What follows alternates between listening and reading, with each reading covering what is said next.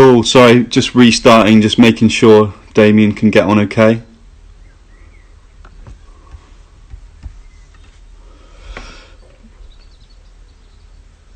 Right. Works.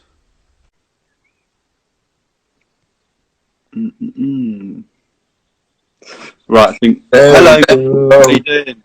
I'm good, man. Yeah, I've sent the request a couple of times and then it just fucking booted me out.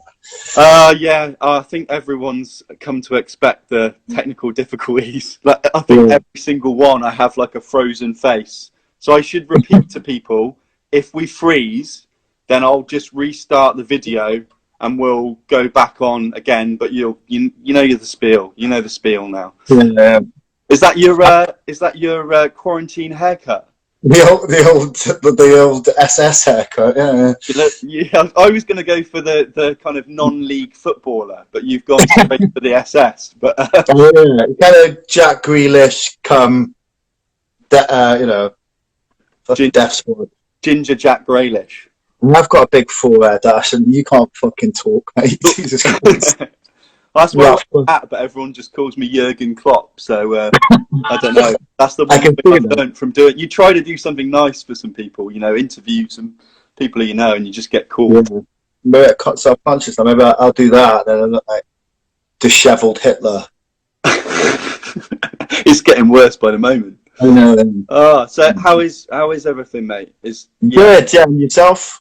Yeah, kind of bizarre, but yeah, okay. Yeah, I mean, obviously, as I say every kind of week, just very lucky to be in a very nice place, but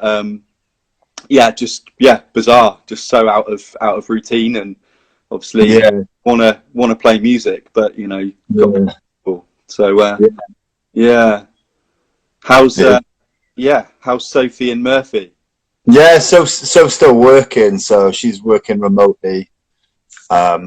She goes in, she works in custody suites. Yeah, because I remember you saying. So that's is that for court cases and things, or? Well, it's more for people who've just been arrested, and then if the police think that they're kind of frenzied or something, she'll look in their records, check to see if there's a history of mental health, and then she'll say whether or not they need to go down the mental health route or whether they need to go to prison. So it's quite, she was saying yesterday, that it's for her to have 10 minutes with someone can really impact the rest of their lives. And, she's good.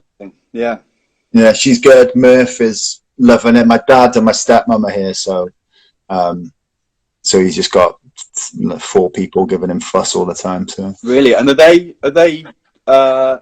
they over from America, or have they moved back? Yeah, so my dad's lived there for a while. My stepmom is American, but my dad only realised that 3 or 4 weeks into the pandemic that his insurance didn't cover pandemics. His health insurance.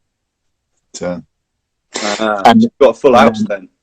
Yeah, but it's been good because he knows how to fix stuff, and I don't. Yeah. So.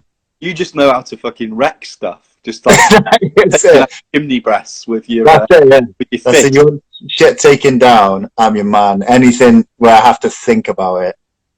You're like the person who takes apart the car and then realises that you've got to try and put it back. Well, I've been doing a banister for 2.5 years, so it's too much. But have you got your? Because didn't you have a big shed or something at the back of the house? Windy house, yeah. That's still there. Have you sorted that out into some kind of semblance of a studio or something? No. So this is the box room is the studio. But yeah, we're gonna clear the Wendy house. We just had someone come today and take it's £280 for someone to remove rubble and junk from our house because the skips are too long a queue. So so we're going to clear the Wendy house out, and then hopefully we're going to get a little studio set up in the garage. Yeah, because obviously I spoke to Falco. What was it? Was it last week? I don't even know. Whatever. No, it doesn't matter anymore. It doesn't really matter.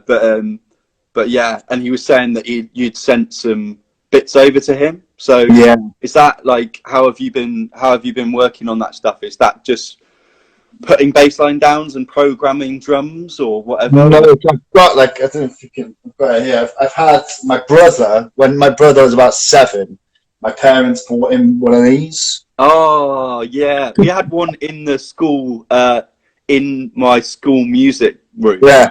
Like, yeah. So my brother had one, and then I just started using that to like, before I had an 8-track with it, and I would just play a beat, and you would record it on there, and then play it back. So I would play the beat back and play along to that. And then I did all of the first St. Pierre demos on that thing.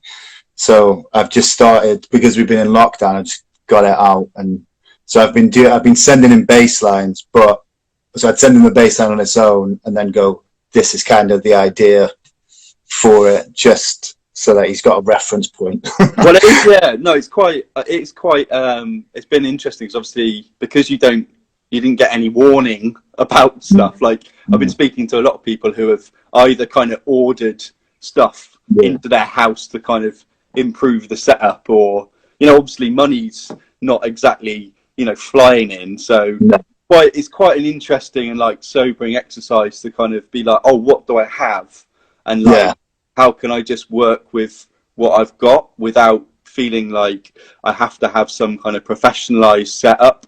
And that's been quite nice, really, because it's just been like, well, it turns out you can do a lot with not too much. So yeah, have you got an electric kit there, or you just program? No, I mean, I used to have funnily enough, my like childhood kit that I had was the one that I took around Europe with Idols. So I've actually got that in London now. That we, you know, because I'm not particularly fussed about very techie stuff. So I'm just like, if it makes the sound that I want it to make, and I can get it to, I know how to do that now, obviously, then I don't mind too much. Like, of course, you'd love to have like some kind of vintage Ludwig or Grant kit, but it's more important. Ideas are more important, and if I can execute those to a level, then it's all right. But yeah, so you're obviously playing on like a stag bass. Yeah, I've actually got Deb's. I've got one of Deb. It's not, unfortunately, it's not his signature. I've asked him for one of his signature basses. But yeah, I've got his. This is his jazz. Which is quite nice, because mine's in Cardiff in the lockup. So I popped and got it. So he now gets to say, you know, if we do a McCluskey album, that all of those bass lines were written on his bass, which I'm sure you'll love getting his like dirty. Obviously, if any of them are any good, that'll obviously be the reason. Yeah, why it's any good. Yeah, because obviously Falco explained about kind of potentially working on new McCluskey asterisk stuff. Yeah, which I'm sure everyone would be very excited about. So have you been like? Have you been dedicating time? Is it like pre-lunch, St. Pierre, post-lunch, no, McCluskey, or is it just whatever? It just comes. Just whenever. Whenever it's nice, because I have nothing to do really. When I did most of the DIY early doors, so now if I've got an idea, obviously I still get. Sophie leaves me lists of stuff to do. Of course she does. So it's just whenever I have an idea. I think like lately because we'd had conversations about doing an album, and it before the lockdown that wasn't even a thing. Do you know what I mean? It was just something we discussed that we might do. Yeah. And then I spoke to Andy, and he was like, "Look, just start sending me some bass lines and we'll see what happens." And then I sent him a few, and he's like, "These are really good. So we're gonna do an album." And so now I'm kind of, I think because that's a recent thing. My ideas for that, because I've been like, I remember when you messaged me to say, "Oh, Falco said that he really liked the bass line." Yeah, you must have been shitting it, because you know it's like sending stuff to him. Yeah. Well, there's a few. I mean, I've sent him as the second bass line I sent him about 1 o'clock in the morning, and then in the morning when I woke up, I listened to it again, and I was like, "Fucking, what is that song?" And then I realised that I'd just done a bass line that was the Lord hates a coward, like fucking 100 BPM faster. So I had to text him, going, like, oh, great. Yeah, I'm going, I've literally just realised that I've sent you one of your bass lines played really fast. So, yeah.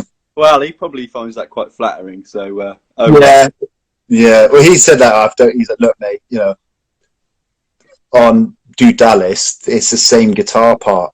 It's the same guitar part on like 6 or 7 songs. So don't worry about it. Just different aces and different rhythms." But it's yes, it is quite daunting, but only because I know if I weren't involved, I'd have a bit of trepidation about does this album need to be made? Do they need, because I love their material. So, and most bands who do an album after being away for 15 years, it's not that great. If you let Death from Above and At the Drive-In, Refused, it just doesn't stand up to the earlier stuff. So part of me is genuinely like, I'm not sure if we should be doing this, but then I suppose the asterisk side of things marks it very specifically as a slightly different thing, and like I know that everyone kind of struggles to grasp that concept, and I think Falco is particularly vocal about people grasping that idea because essentially it is a kind of different thing, but he wants to play those songs because he enjoys those songs, and that's it. And we've both spoken about it. We both want to go and record an album in Chicago with Steve Albini. So I'm kind of like, from a purely selfish point of view, I'm like, well, if I wasn't involved, I'd probably be saying, you don't need to do this, but the reality is I'm probably never going to get to do that. So it's happening. I think with with how the recent shows have been handled, and the charity work that has gone alongside it, if you were going to do it, it's as better time as any, and also I think people will want it, and I think we've discussed it. He's as you know him, he's quite particular about a lot of things, and I am aware of the importance of this band to many, as just so many people who, for myself and yourself, that music has changed my life, and steered my life in certain directions. So I want to do the best I can for that. So if I think it's shit, I'm gonna say it's shit. Is that that Sanjay on comments saying you've already made a start at ruining their life? Yeah, that's the kind of my dad who's here was saying the other day, he's like, your friends are horrible, fucking brutal, online. I was like, well, that's what you get. with a haircut like that. With a haircut, with an ego this big, you can't, I can't ever.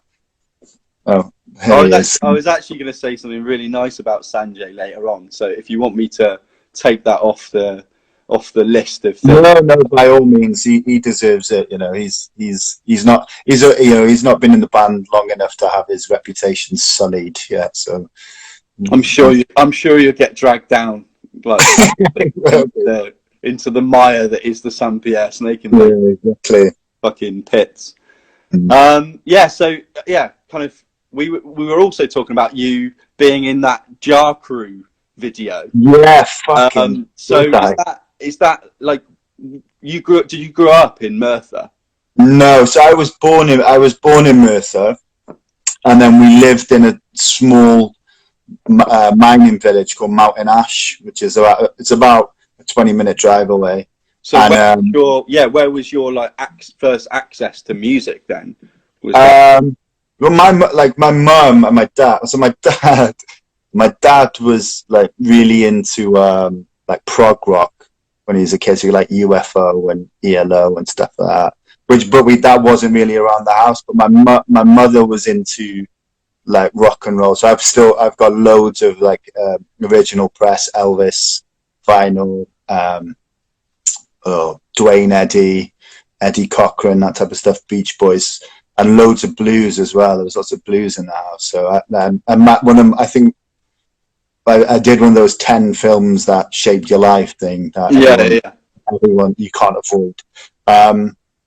And Blues Brothers was one of the ones that I posted, because that is it's not only one of my first memories of film and my first memories of music. It's one of my favorite. My first memories is sit in front of the telly and putting this video in, and there's like James Brown and Aretha Franklin and Shaka Khan and Cab Calloway and all these amazing ones. So yeah, it was always around the house. Neither of them are musical, but it was always a huge, as with most people, it's not like it's not like it's just always funny, because like it's come up quite a few times in these things, but like just remembering the time pre-internet.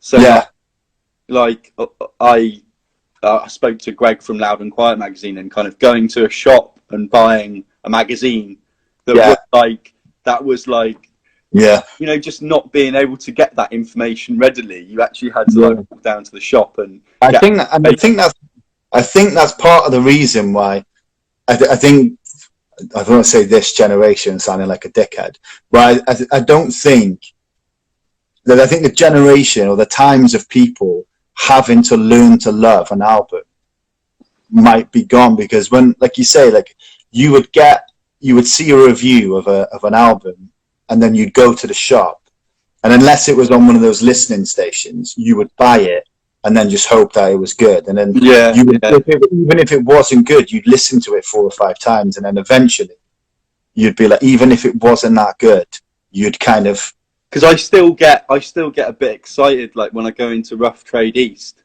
and something on a listening post, and I'm like realistically, I can just check it out on my phone.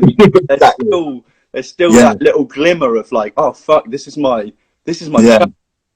And I think that's just a hangover, like a relic gesture of like of my childhood being like, oh crap, I've got a chance to listen to it, but actually, it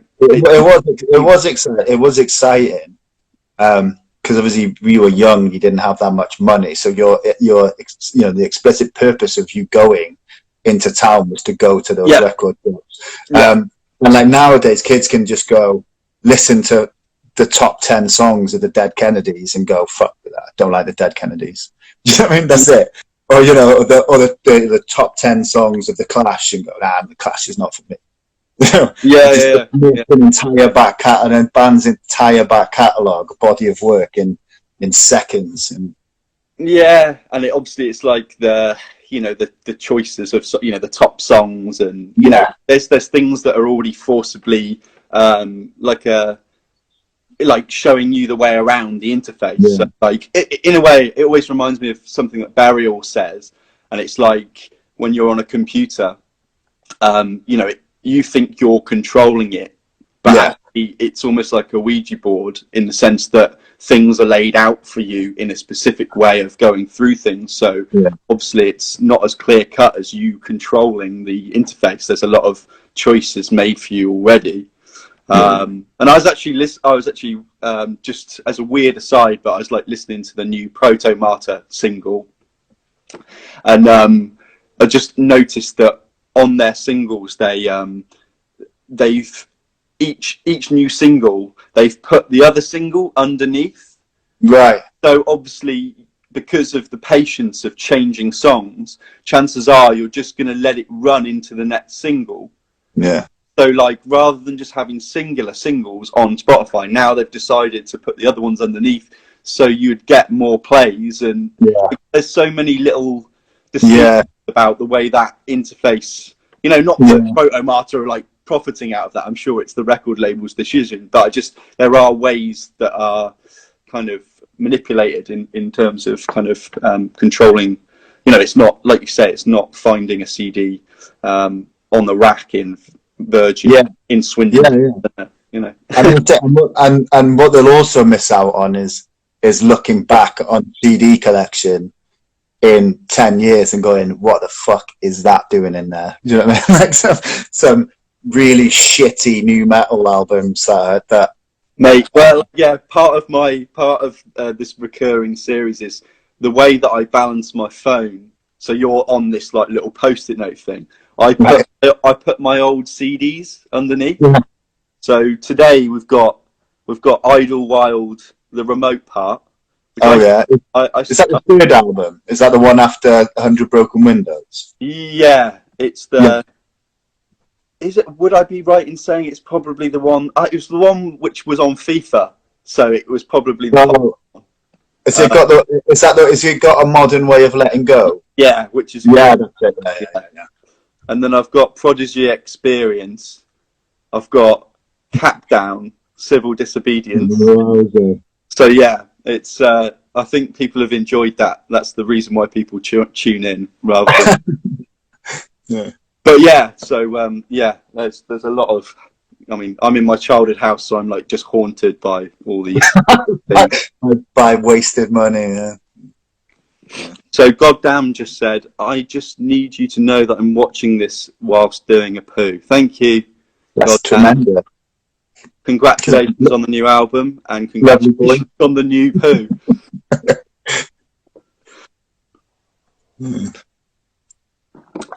So yeah, so like in terms of going to shows, so if you grew up in a real like small, where was the closest place to go to shows?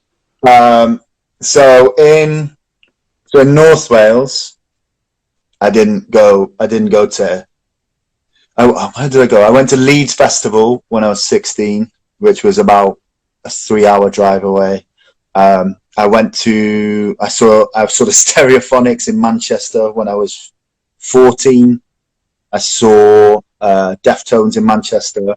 It was the last night of their White Pony tour with Linkin Park and Taproot. I remember that. I just do you remember when we played with McCluskey and the night before Mushroom Head had played? I loved the idea that we were sat in the sweat, the smell of Mushroom Head, and what that was. It makes you wonder, doesn't it? Like, like a different, such a different age there. You must, because it wasn't the case that anyone could get a record deal, but you look back at it and you go, fucking anyone could have got a record deal. But this like Mushroom Head though, like I mean, Mudfang. Have you seen that one? There was a Twitter one going round, and it was a video of Mudfang, and in the video to Dig, and it's the guy with the red hair, and he's got the black spikes on his face. And it turns out they were just Bugle Crisps painted black, and and he's in the video like Bugle Crisps, man.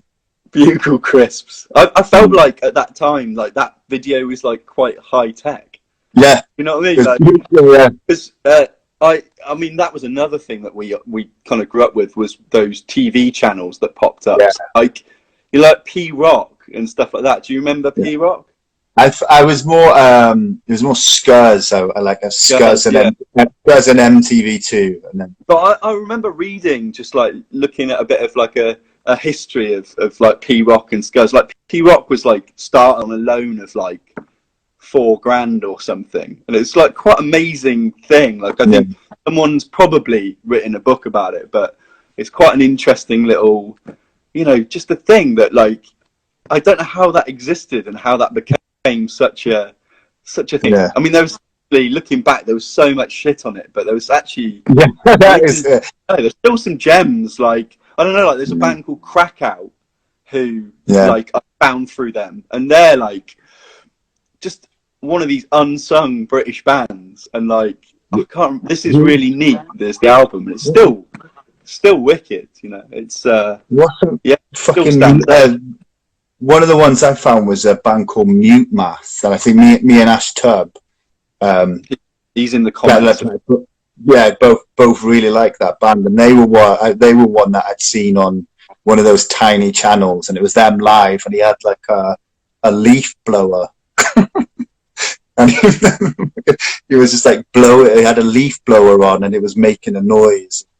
But yeah, they were one like that found through, right? And it transpires they were like super Christian, but yeah, I just would never have never found that without this tiny little channel. I distinctly remember though one of them. I don't know if it might have been early day Scuzz, but I remember seeing a band called Blitz Kids on there, and I used to work nights in a care home, and so it would be fucking repeat, and this song would come on. And I just remember like feeling sick every time it came on. Someone just said, "I wish I was a girl," and it's so funny because like it's a song title of one of the songs that was played. It was by a band called Violent Delight, and it's like, why do I know? Why have I retained information? Like it's kind of bizarre. Like you can't remember like what you did last week, but you can remember kind of shocking, probably quite like PC like punk rock band from I don't know, from wherever, but remembered, mate. But Adam, there we go. Adam knows them. Yeah, of course he does. Oh, have I frozen? You have. I can hear you, but you've.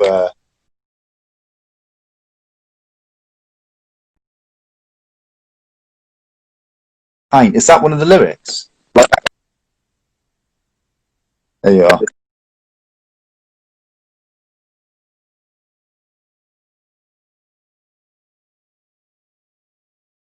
Get off by jacking it. So, probably. In a pit. Wow.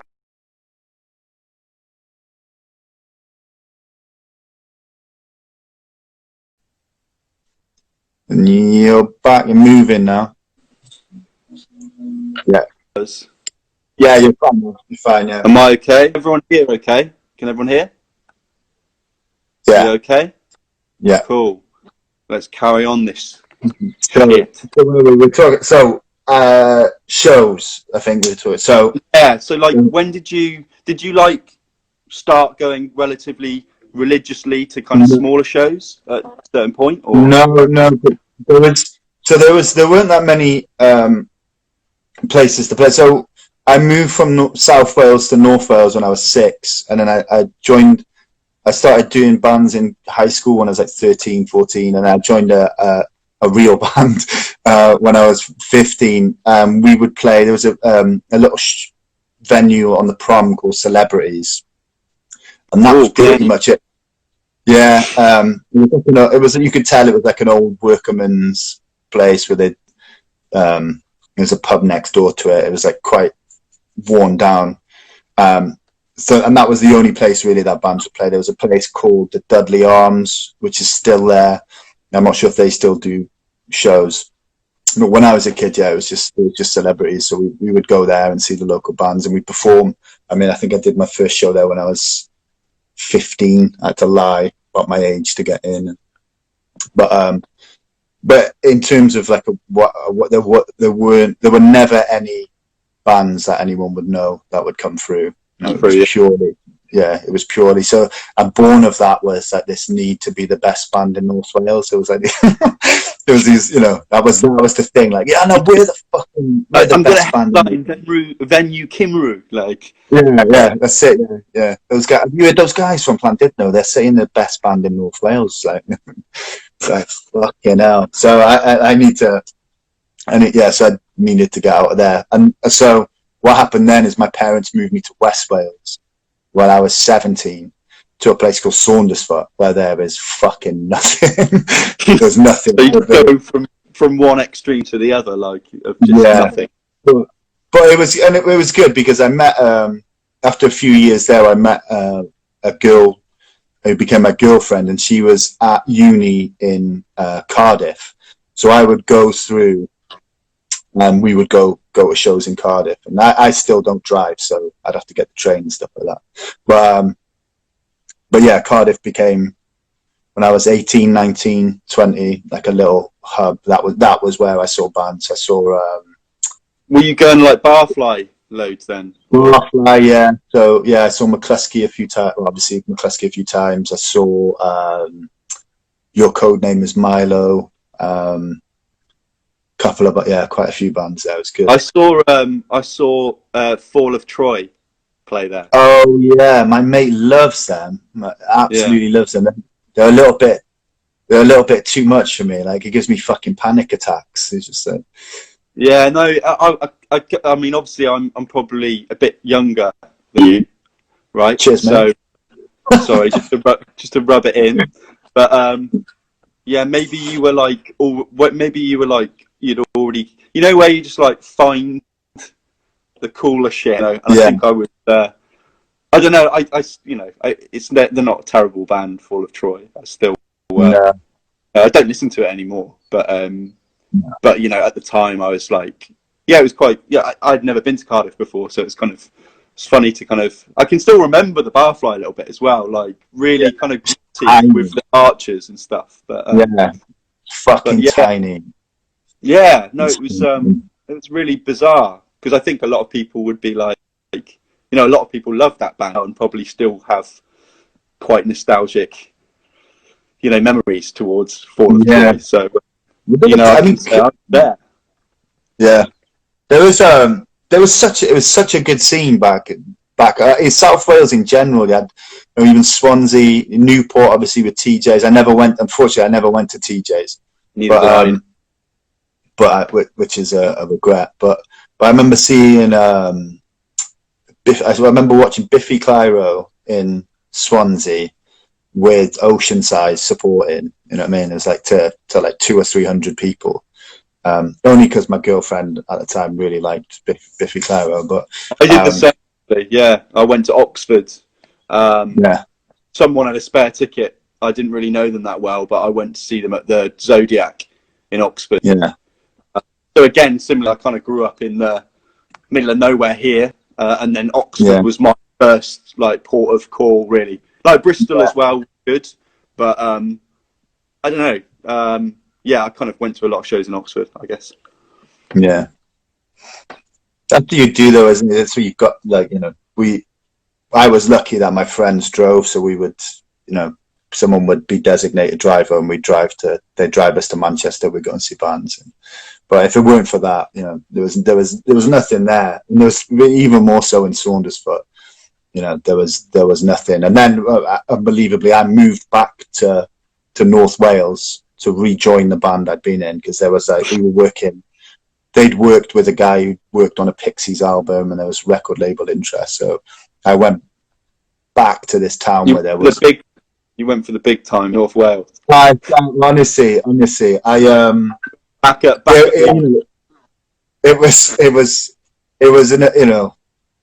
was an experience. I was back there for 7 years, and I learned a lot. I learned how to write songs during that time. I learned about dynamics, and I learned about distrust in the industry, and my cynicism. You learned about yourself. You learned about yourself. I became. I fucking.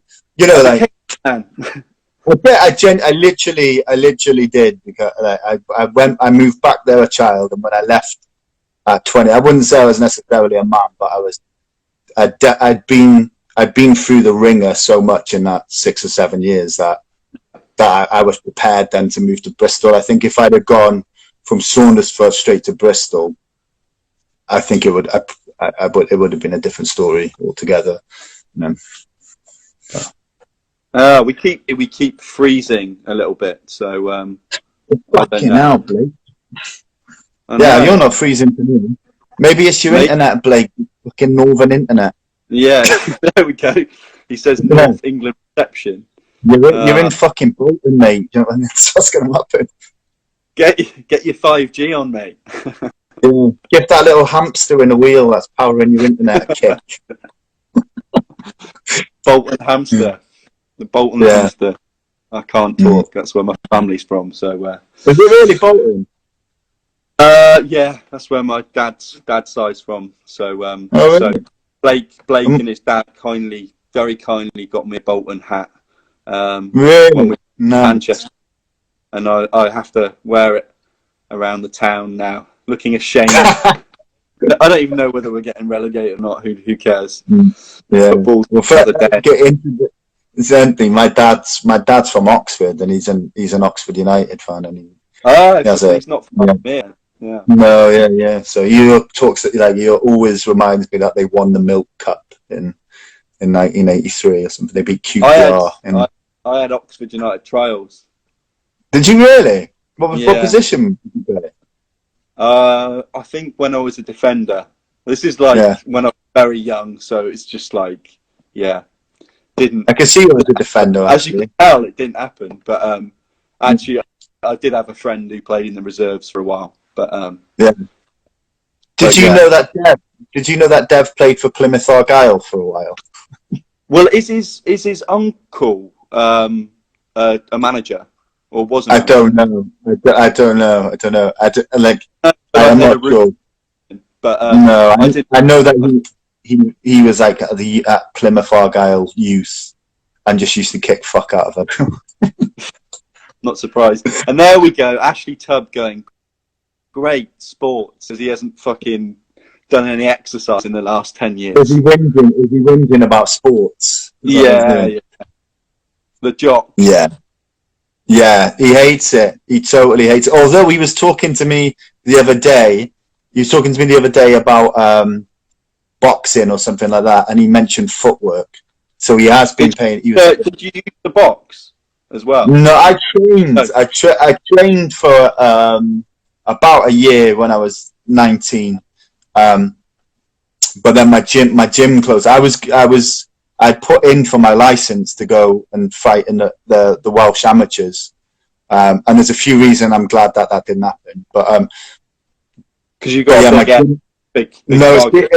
it's because I was so anything over like 14.5 stone means that you're a heavyweight, and I was like 15. I was 15 stone and 19, but really slight with it. I was like I wasn't very broad. I was still quite skinny. Yeah. I just had heavy legs, and there's no limit. So I would have been fighting 18 stone, 19 stone. Like the guy, there was a guy who came in to one of the pubs I worked in once, who went to the Commonwealth Games, who was on the Welsh boxing team, and he's like 20 stone, and I'm not into that at all. So yeah, I mean, I trained, I enjoyed it, I liked the science of it and learning about it, but like as soon as I got punched in the face, I was just not into it at all. Like, and I sparred like a professional boxer, and he just gave me 2 really good hooks to the ribs, and I was like, yeah, this is not for me at all. Like, so,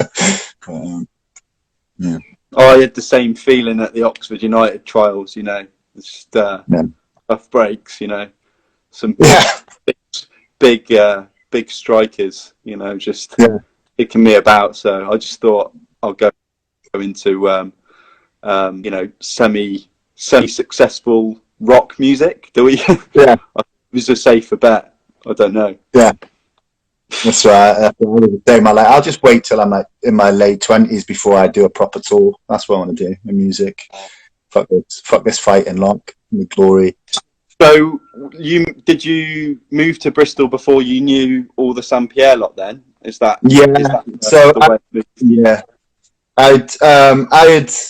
So the story of me moving to Bristol, I had a friend who everyone in Bristol knows is a girl called China Fish, and she was from West Wales.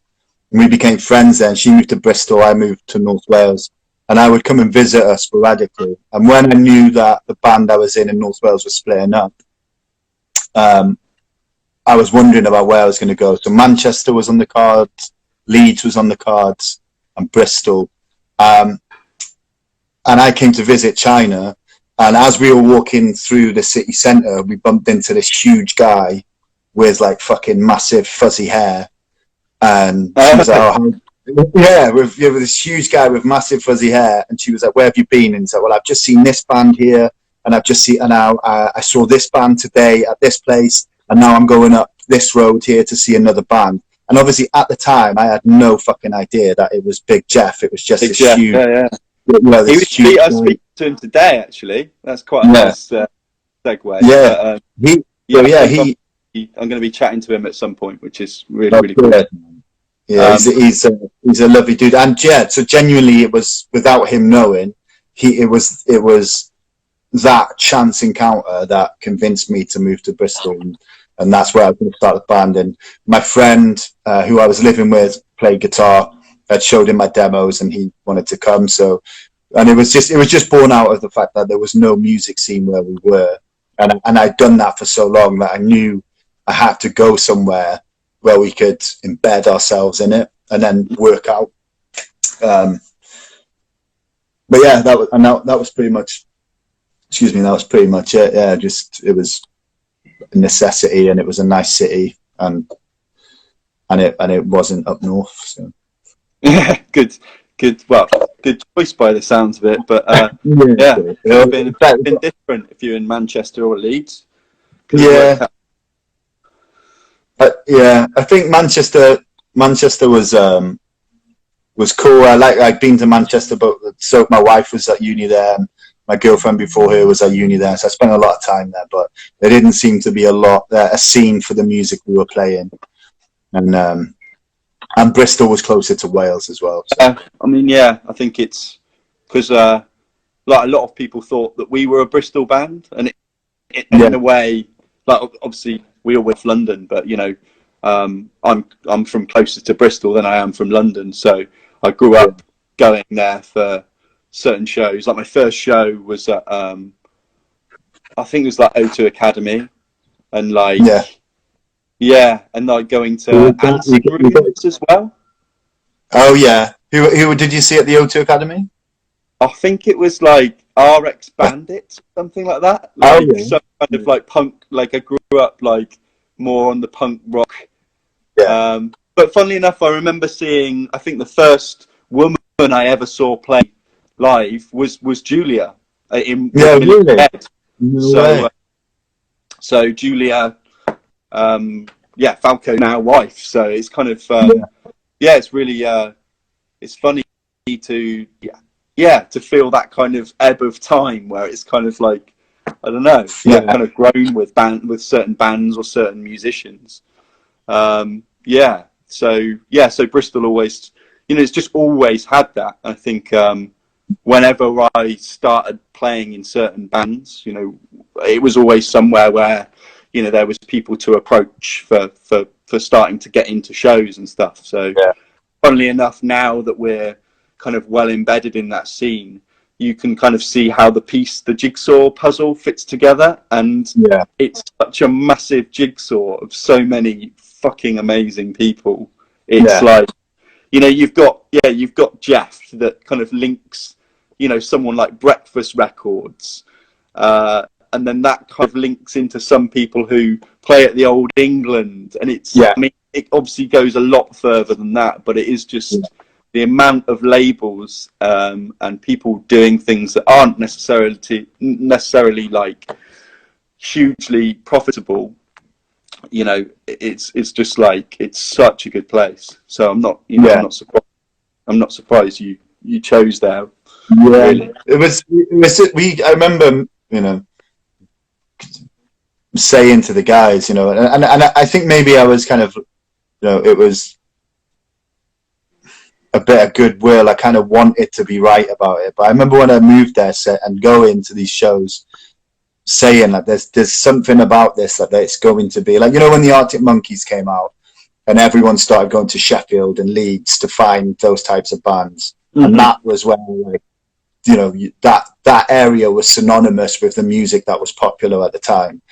And I remember saying when I first moved to Bristol, like that at some point in the next few years, it took a bit longer than I was expecting, but that will happen, and obviously with the Boys and Idols, that's finally come to fruition. I think it was only a matter of time before the rest of the country realised that there was something more here than Massive Attack and Portishead. Not that you need anything more than them because they're a great band, but there had been a long time since anything significant had come out of Bristol. Yeah, no, it's funny because I think going back to Oxford, obviously there was Oxford. Like it's always been a bit tricky to play there, but then obviously it has this, these blossoms of like acts come out of it, whether it be your Radiohead, your your super grass and then into foals.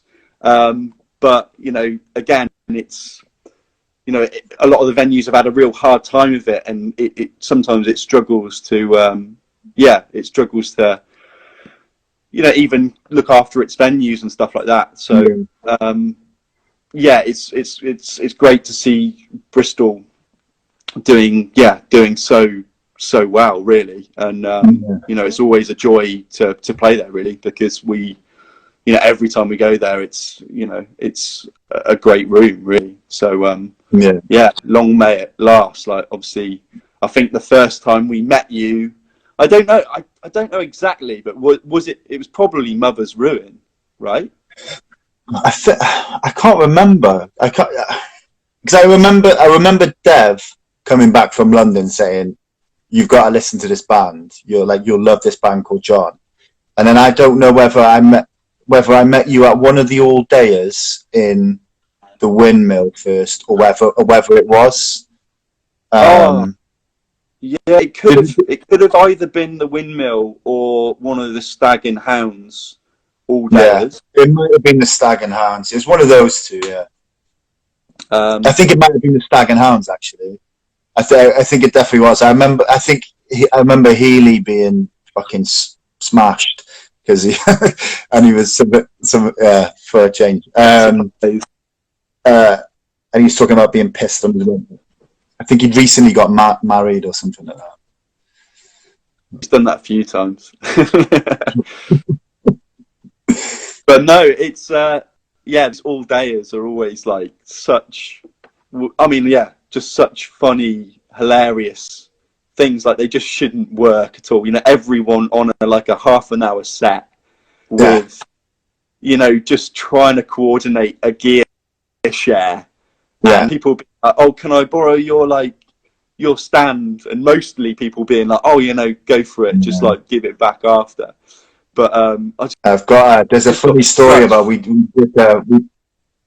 sorry. Go on, sir. I was saying, like, you've gone quiet. Just got such a fond memory. Hello. Yeah, just like fond memories of Brixton Windmill all dayers that are just like just carnage. Like, shouldn't work, you know. No, that's it. I love playing there, but it is like it's a fucking nightmare getting there. And then like it's you know, it's such a small space.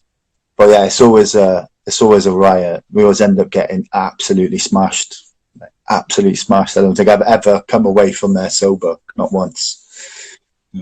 And Jim says, like, the house kit, on comments, and like, it's so funny. It's so true. Like, I mean, some actually, like, the Windmill house kit had this real charm to it. Yeah. Like, it was absolutely battered, but sometimes kits just have this sound where they've like just been like done in. Like, not the hardware. The hardware was always shit.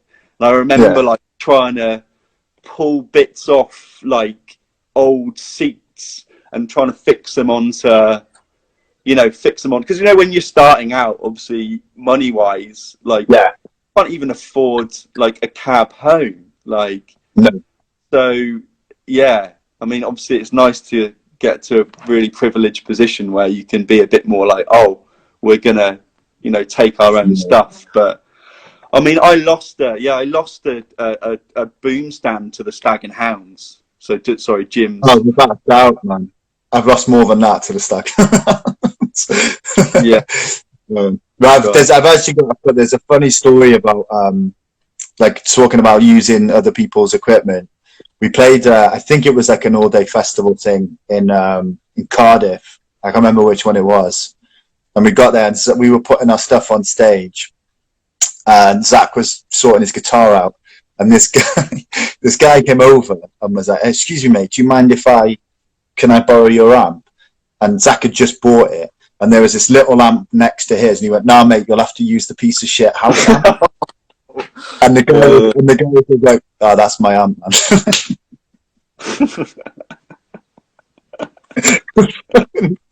Oh, it's fucking brilliant.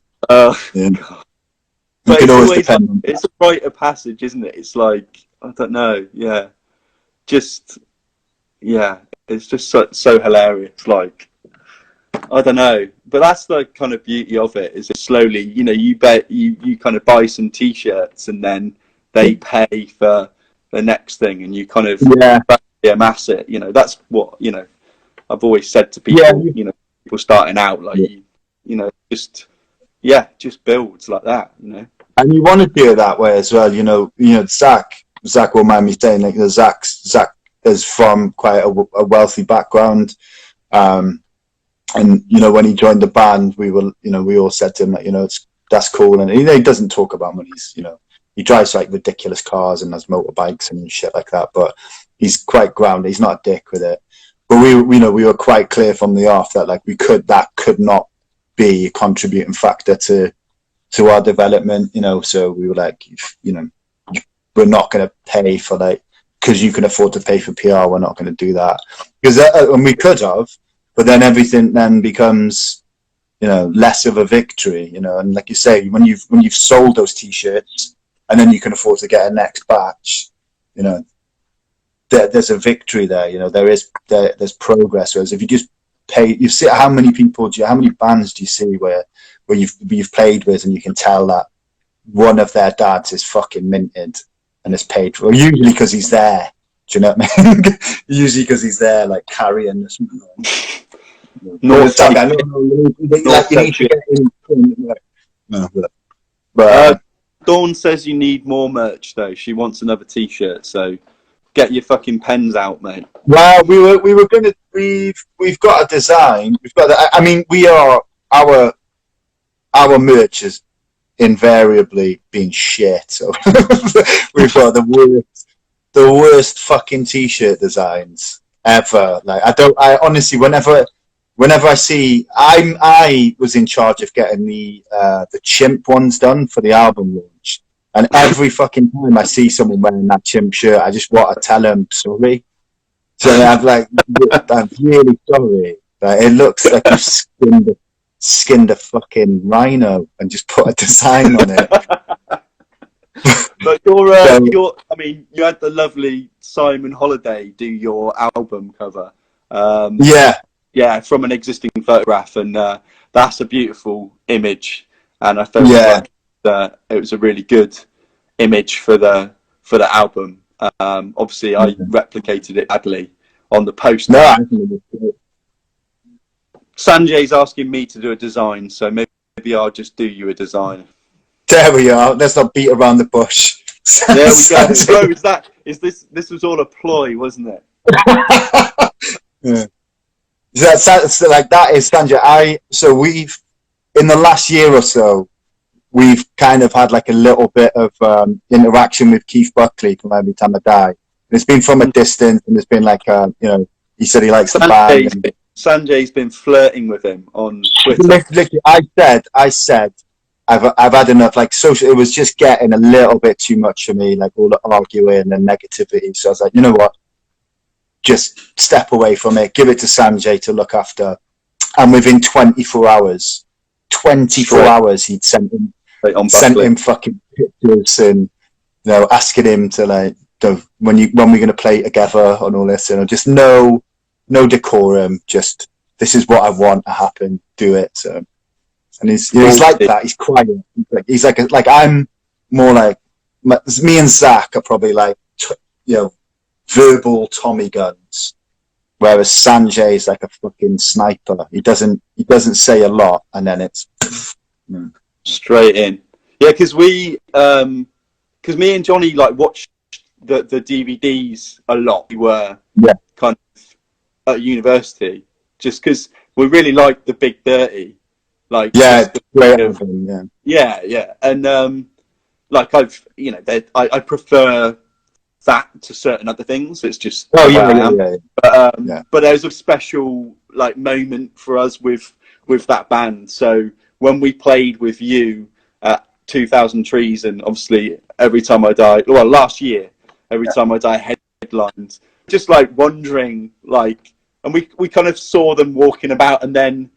Basically, just the last thing we did before, I think I was going to go to bed, and then like Andy just walked past us, and I just had to say something, but like he was obviously in a real rush because like, they had bus call, so I think they were just literally driving off.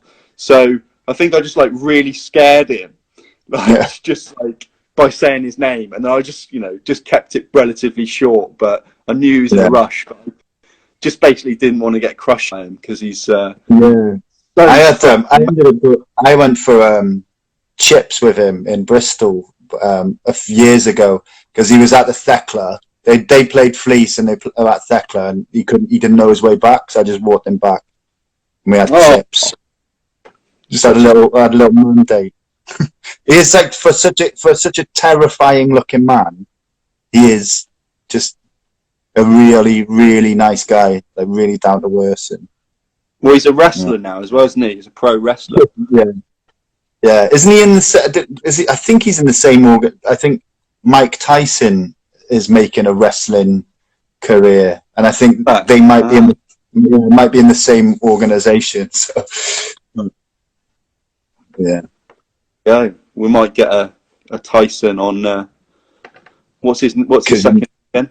I don't know. Williams, like your crooner. So, obviously the album that we were talking about came out last year. What month was it again? It was June the 21st, I think, last year.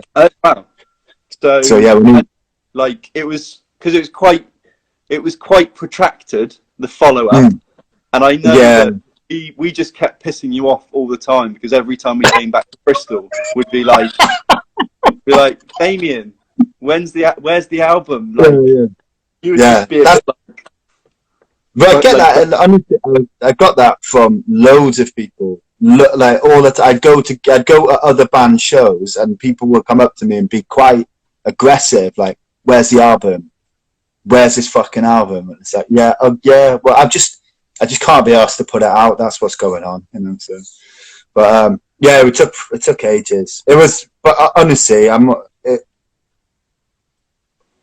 it's probably the most frustrated I've ever been in my entire life. Like just helpless, really, and it's no one's fault, but yeah, it was just I felt like we lost so much momentum, and and it was, I felt like there were points where I was like, there's no way back from this. We've been gone for 4 years pretty much. This is where I was going to be nice to Sanjay, in the sense that, do you think that like it was nice not to be not to be horrible to your previous bass player? Is it Mark? Who's Mark? That's right. Yeah. No, because he's he's a great bass player.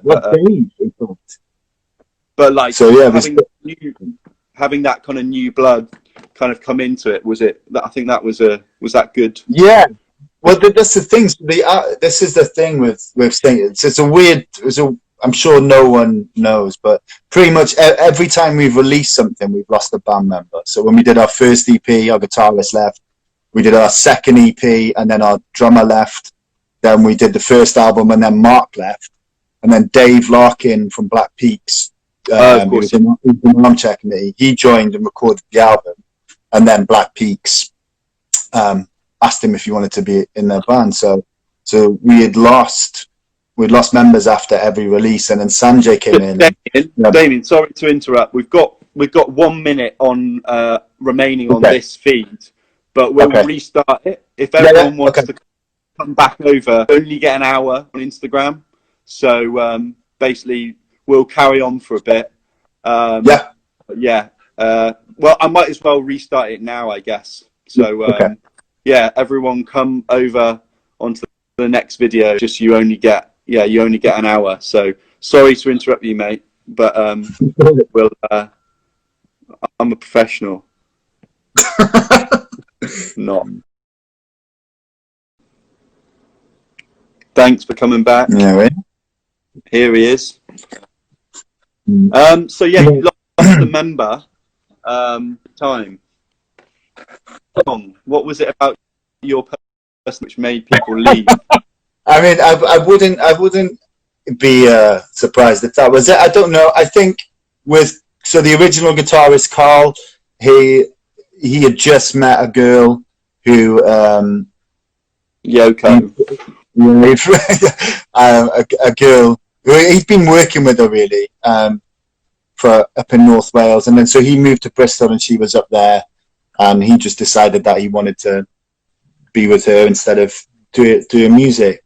Mark, I think, had just had enough of. Well, the second drummer, that's a different story. He left for reasons we won't go into, but we then got Sam in, which was definitely a positive. That was when he joined the band. We kind of felt like we were a real band finally. And Mark left because I think it had just got too much for him. I think he didn't want to go into the studio and do an album. I think he's not as into. He doesn't like the heavier side of what we do. He was always more into kind of like the poppier kind of garage stuff. So like you're always making a lot of sacrifices to do it. I mean, it comes back to what Falco said in our chat like a week ago, you know, and especially with the future of the left was kind of saying like you can't sacrifice your kids, you know, for going forward with that. So you're always you've got to make decisions and you've got to put into it. So if you're not really feeling it like it's much, you know, you just can't do it justice, you know. So you know, and with everyone who's left, so with Carl, with Mark, with Dave, there's never been any kind of hard feelings there. It's just, you know, I remember going back to Saundersfoot in my early 20s and having friends who were still there, and I was a little bit unwell, unstable back then, and saying to them like, why do you live here? Like, it's shit here. There's nothing here for you. How can this make you fucking happy? You can't be happy. You're so intelligent. And I remember my friend Suzanne slapping me in the face in this club we were in and being like, how fucking dare you? How dare you tell me what should and shouldn't make me happy? And you know, and that stayed with me. So whenever, you know, when Mark left the band and when Dave wanted to go to Black Peaks and Carl wanted to go and have that relationship, that's totally fine. You know, that like just, I can't expect people to want to live, like, you know, to live my life. Like, for me, I'll never stop doing music, but that's not to say that, you know, other people should fucking sacrifice their happiness for me to be able to do that. I mean, and that's where that one track thinking is, you know, what really leads to problems is when people propose that other people should live in, you know, in the molds of other people. I mean, that's it. That's what, you know, that's where, you know, that's kind of the root of schism really is not. And it's where you end up. The Falco's always, and this is you know, it's one thing I've noticed, like doing St. Pierre and doing McCluskey, and as much as St. Pierre is fun, like I enjoy doing it, McCluskey is fun in that I don't feel like I'm having to prove myself. I'm just enjoying myself. And, you know, and that's where, when you've got someone, so like say in St. Pierre and John, where say you were really focused and Hilly wasn't, that's when those frictions start to happen, because you have to, everyone, if everyone isn't pulling the rope in the same direction, that's when it becomes not fun. And then when it's not fun, there's absolutely no point in doing it. Like, you know, it's not, that whole thing of, you know, creative tension, there needs to be creative tension in order to create decent art. It's just a fallacy. That's just made up by journalists trying to sell stories and biographers trying to sell books, you know, because no one wants, you know, no one, like we've never, I don't think we've ever argued as a band with all the members that we've had. I don't think we've ever fallen out, and you know, that doesn't make for good in reading, you know. Have I frozen again? You have. I think you're back. You're back.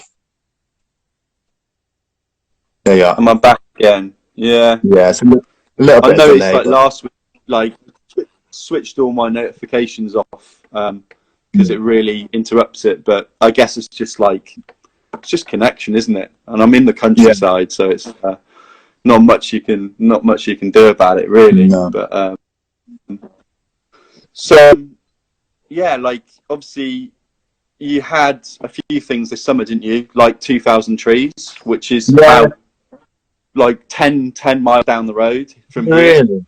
Fucking hell. Yeah. That's that. Yeah, we had that. We had a few. We had the Black Peaks tour, which was. Yeah, I suppose there's no point in. We've not announced it yet, but while we're on the topic of people leaving the band after after recording an album. Yeah, Sam is leaving the band or has left the band for exactly the same reason as Fletcher. He's kind of had enough. So yeah, the Black Peaks tour was meant to be his kind of like swan song. That's a shame. Yeah, it is such a fucking shame because he is like he's one of the most talented musicians I've played with. He's the only musician I've played in a room with and blushed. The first time I made music with him, I blushed at how good he was. I had to turn around in rehearsal because I was fucking so embarrassed at how good he was. And an equal parts, he's one of the nicest men I've ever met. So like we're all we're all gutted, but same thing. He doesn't want. That's how it.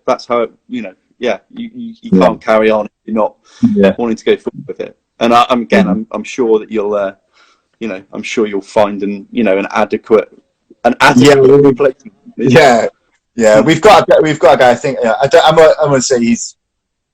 I mean, I'm pretty certain we've got a drummer. So like a guy. Can you remember Max Raptor? Oh yeah. The drummer Pete. We've had a chat, and he lives in Bath, so he's definitely up for it. He's just had a kid, so yeah, it's quite exciting. But ideal time to come in. To get out of the house. So it's kind of been it's just such a weird thing. When I got back from Australia, I remember saying to Sophie, I've just got this feeling. McClusky, I got back in January. I remember saying to Sophie, like, it feels like this is going to be a year of change. I can just feel it in my stomach. And as I was saying that, my phone rang, and it was Sam calling me to quit the band. So, yeah. There we go.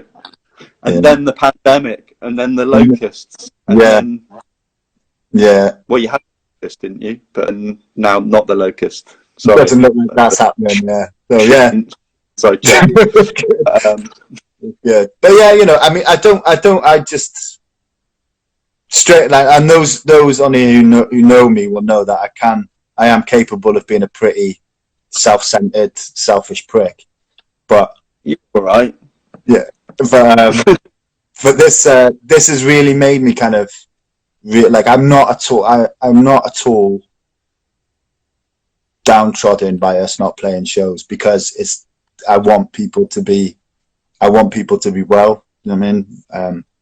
There's no point. You can't. It's just the way it is. Yeah. I mean, it's frustrating, and I mean, like, again, people will be sick to death of me saying that. I was really gutted because there's opportunities that. Well, you guys were just like. But that happened. I mean, just literally, I've got to the point now where I just shut off my mind from it, because it takes a month. You have hopes and that things will be okay, and then you just you wake up in the night and whatever. But I'm sure a lot of people are doing that with jobs and whatever. I mean, it's kind of it's my job now, so it's the same as where I make my money. So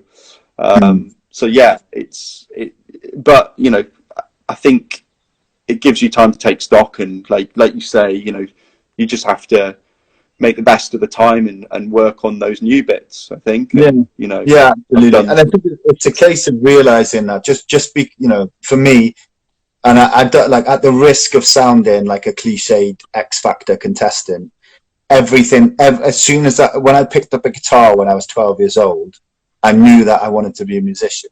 Like I was, and I'm really lucky in that, because people, that I know still are in their 30s and don't know what they want to do.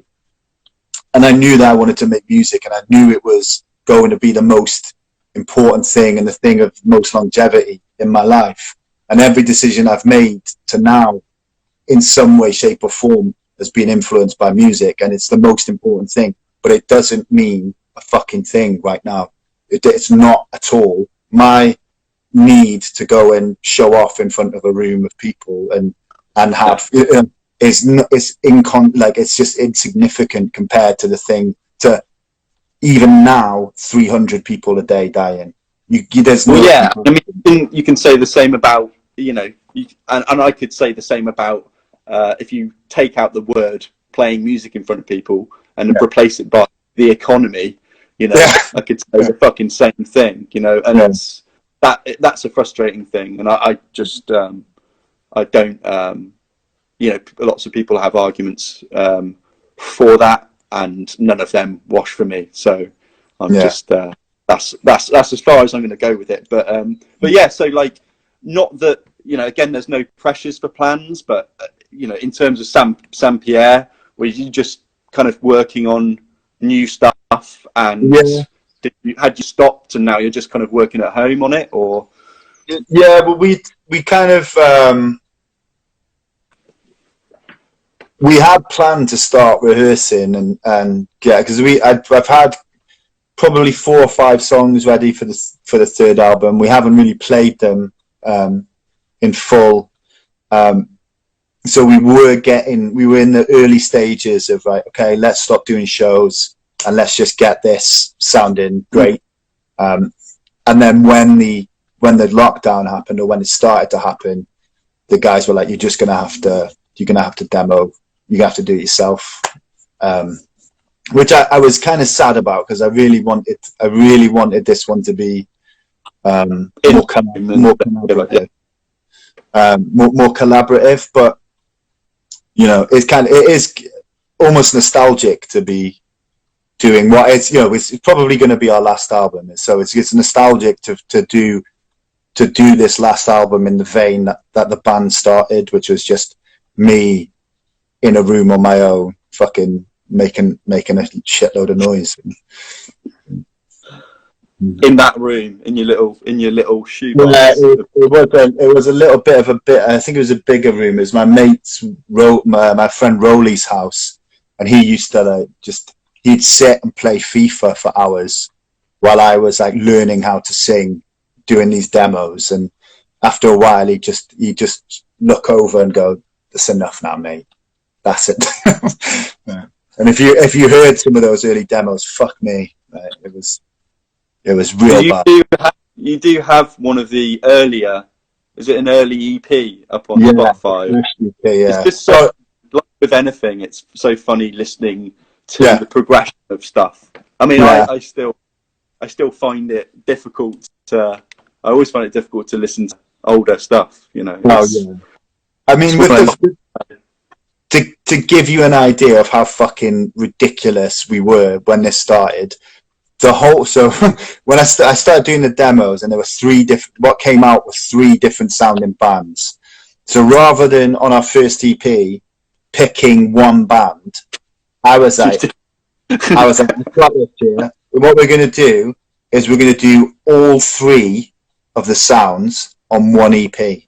Groundbreaking. Why has not anyone done that before? Yeah, the first song, so literally the first song, Flesh, the first song we ever put out for people to hear, was meant to represent how the third album would sound. And then the second song was the first album, the third song was the second album, the fourth song was the third album, and the last song was the first album. So it was the garage band, the hardcore band, and then the kind of more expansive avant-garde type stuff. And I thought that was a brilliant idea. And when I listen back to that EP now, I'm like, what the fuck? What were we thinking? What was I thinking? Because I definitely led with that. and what, you know, which is, you know, that I had to learn, I think, to kind of listen to other people when they were saying that's a fucking ridiculous idea. I still don't. It's it's funny thinking back, you know, about, you know, like, you know, even speaking, you know, to a lot of people who I've spoken to on these chats, it's like, you know, the first discussions or whether there were first like benchmark references. Yeah. It's quite funny. I spoke to SPQR, who were a band from Liverpool, and Pete, their guitarist and singer, is just like he still just like loves hopping all over the place. Yeah. Like, so and they're really interesting for that, because they are very hard to like pin down. Yeah. You know, when you're trying to kind of make a sound, and it, like, you have your reference points, and it kind of, you can't get anywhere near your reference points, but it comes out as this bastard version. Yeah, you know? that was it. Yeah, and it was, you know, we had to learn to kind of go, because even when we were going in to do the first album, we had second album songs written, and we had to go, no, we can't. We're not going to do that. But you'll understand. Anyone who's fucking creative will understand. The thing you're working on, the new thing you're working on, is the most exciting thing, and it's the thing you want to play the most. But we played pretty much half of our second album at our first album launch, I think. So we just always ahead of the curve. Yeah. But yeah, I don't know. No, it is. It's funny. I mean, I still, just the shivers of listening back to things, and I mean, it's nice. I mean, it was. We played a relatively old song on the tour in January that I'm like ever thankful for, that we managed to get that tour in before, obviously, this stuff, because we had such an amazing time. So at least we had some kind of 2020, which was amazing. Did you? But we like. Sorry. Did you when you guys first started? Did your voice sound like it does now, or is that something you've had to develop, or was it you just like, we need a singer, and then you sang, and then this fucking bare voice came out? Yeah, I think it was just trying to work it out, and then gradually you get more confident with stuff. But like, I always tried to push it in some kind of direction. A lot of the initial stuff was more simplistic kind of rhythmic lyrics. I've just become better knowing how to write and land things along with playing the drum.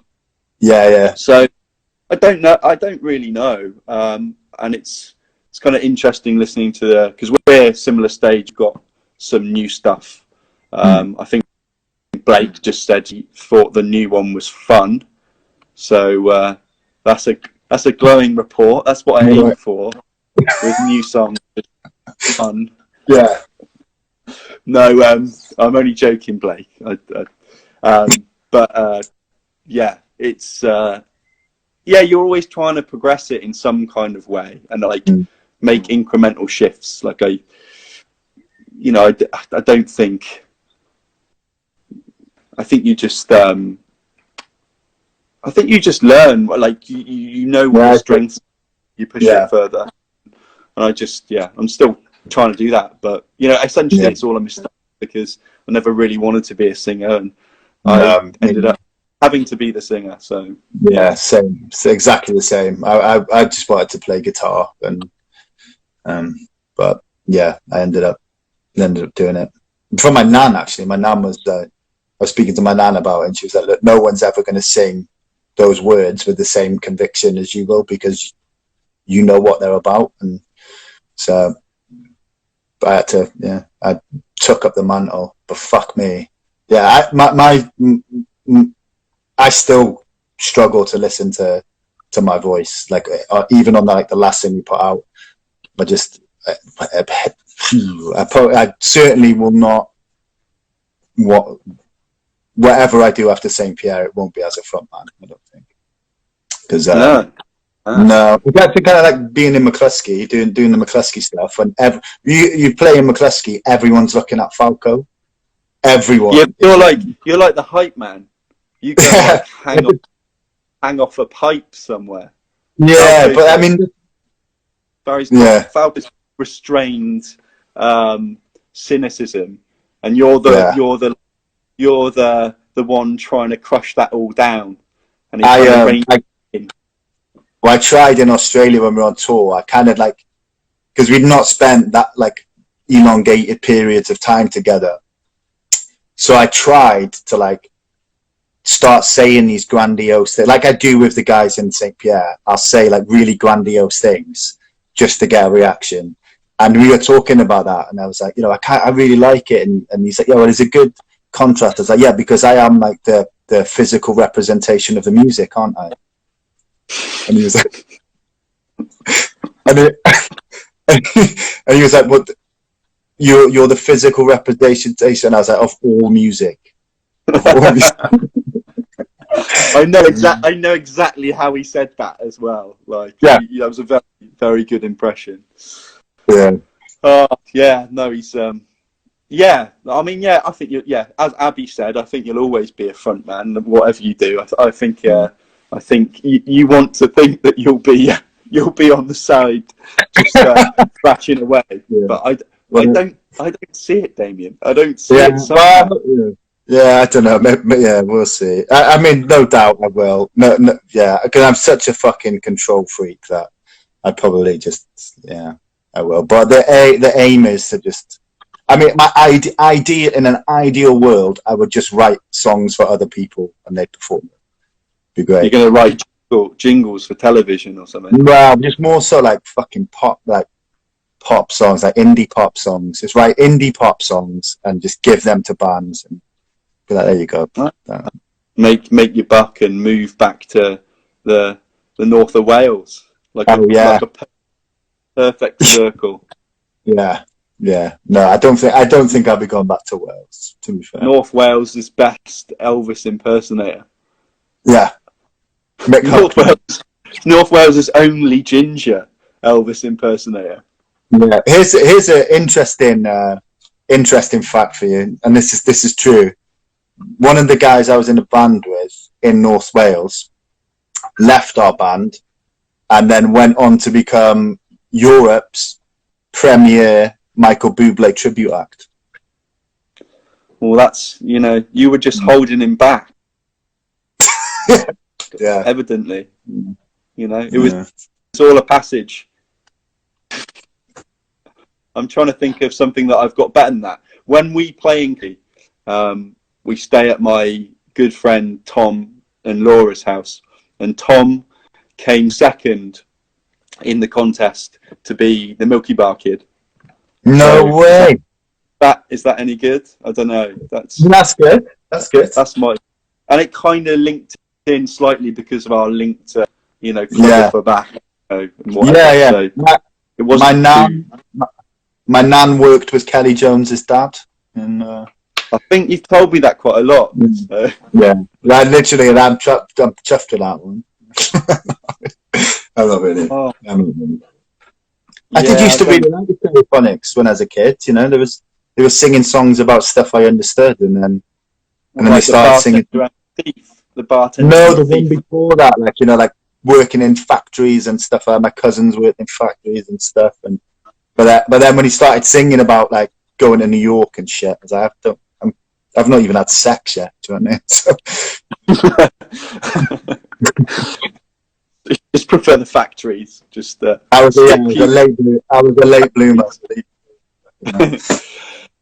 Right. Anyway, I better shoot off now.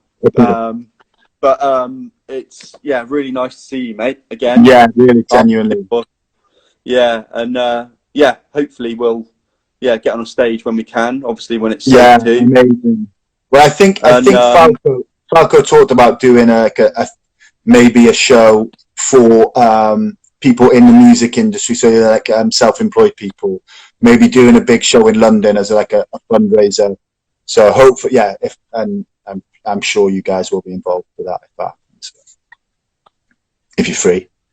And that would be great. I mean, let's I know that Falcon predictions on when things would be able to happen, but did he tell you in percentage what he thought? Because that's one of his things, is everything is percentage. Whether like I had this exactly the same sandwich as I did yesterday, but this one was about 62.5% better or worse. It's very specific, but that's why he's so good, because you can tell when he's like, just when you're like approaching a show, everything's so methodical and so like genuinely great, because he wants to make sure that it's the best it does possible.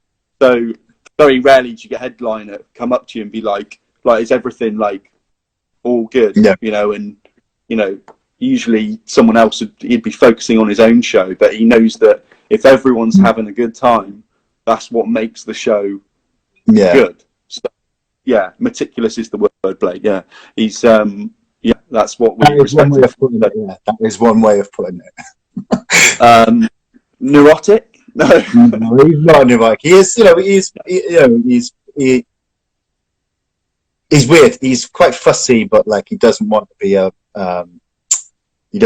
nuisance. So it's kind of it's all for the good of like everyone having a good time. Yeah. He never says anything. He never says anything which isn't justified, I find. Yeah, no. So that's, hopefully that can happen. Amazing, I don't know. But cool. Have a good evening, mate. What are you doing tonight? Anything?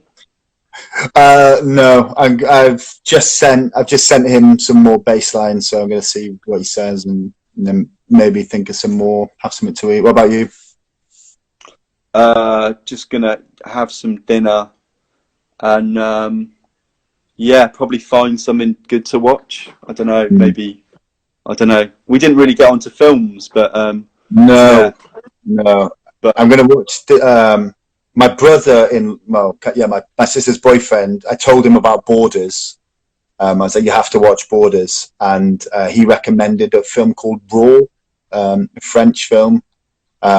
Which is about set in a high school, and she develops a taste for human skin or something like that. But RAW. Yeah. Have you got Mubi at all? No. No. That's where I saw Borders. I've heard about Mubi.